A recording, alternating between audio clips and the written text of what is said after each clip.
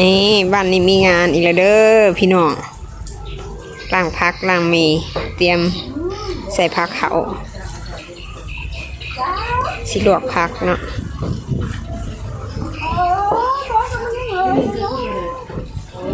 พังมาพัง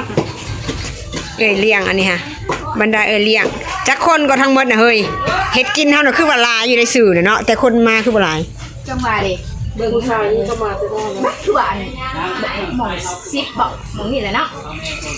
นี่แหละแต่ว่าปัจจุบันก็จริงมันกับบ้านนี้เห็ดยังกินนี่แล้วผลเห็ดอันนี้แจ่วบ่แจ่วมักเล่นแจ่วมักเล่นตัวนี้นะตำแจ่วตำของแซ่บเลยอันนี้ฮะแซ่บสุดมันเหลือใครก็อยากได้ใส่ถุงใส่จอกเนาะกี่ขันตำแจ่วคือข่อยนี่เมื่อนะคักคักได้ค่ะหมอผมคักขนาดเลยจะย่ำอยู่พักเสริมใส่น้ำลังบริมาเป็นกวนคนขาดหั่นโอ้มีแต่ข่อยก็มันสีแต่เศร้า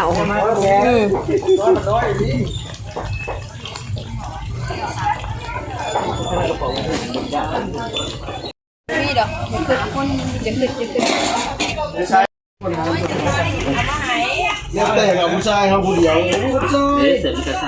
ยำมังหุงท่านี้แผนกยำมังหุงบ่โอ้ยงามเถะหม้อน้อยอันนี้ฮะอันนี้หันเห็นแต่ปลาโตบ่เห็น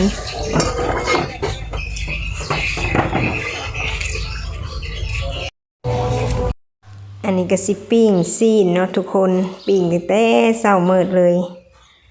ตื่นแต่4 โมงเนาะอันนี้ก็สิเป็นถ้วยจานที่เฮากะเกียมไว้แล้วก็มีน้องๆนักเรียนที่ว่ามาช่วยกันเนาะอันนี้เป็นไปจัดถ้วยอยู่วัดอันนี้เป็นพ่อครัวเด้อนี่เด้อทอดปลาเนาะอาหารเฮาก็สำเร็จเสร็จสิ้นแล้วก็สิเกียมขึ้นโต๊ะมีผ้าข้าวยาคูแล้วก็มีผ้าข้าวสำหรับแขกเนาะพอดีเป็น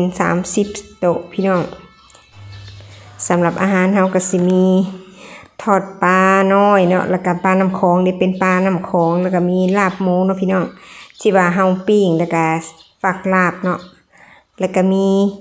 สัวไก่มีป่นปลาเนาะอาหารเฮามีลวกผักแจ่วเห็ดแล้วก็แจ่วแจ่วมักพริกแจ่วปลาแดกเนาะพี่น้องมีแกงหน่อไม้ส้มผักน้ำหวานมีข้าวปุ้นเนาะพี่น้องแล้วก็มีหม้อน้อยเนาะก็หลายๆอย่างอาหารที่ว่าเพิ่นมีใส่กรอกพร้อมเนาะพี่น้องปิ้งอั่วหั่นน่ะแซ่บอันใดก็ได้อันนี้ก็สิเป็นการถวายผ้าป่าอยู่ที่โรงเรียนมส.สวรรค์เด้อหลังจากที่ว่าเพิ่นเฮมาแล้วเพิ่นก็สิทอดถวายให้กับญาครูหรือว่าญาทานเพิ่นเนาะหลังจากนั้นเพิ่นก็สรุปยอดหยังได้แล้วเพิ่นก็ถวายยอดเงินที่ได้ทั้งหมดดำเนินให้กับทางโรงเรียนมส.สวรรค์เพื่อจะเป็นการบูรณะอาคารสถานที่เนาะซึ่งเพิ่นได้ตึกทางหลังนี่พี่น้องตึกทางหลังหลังจากนั้นก็สิได้มีการ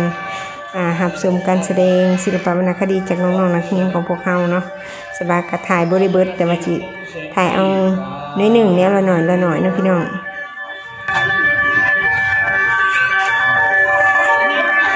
เขากำลังไปทำอาหารเริ่มหลอกเลย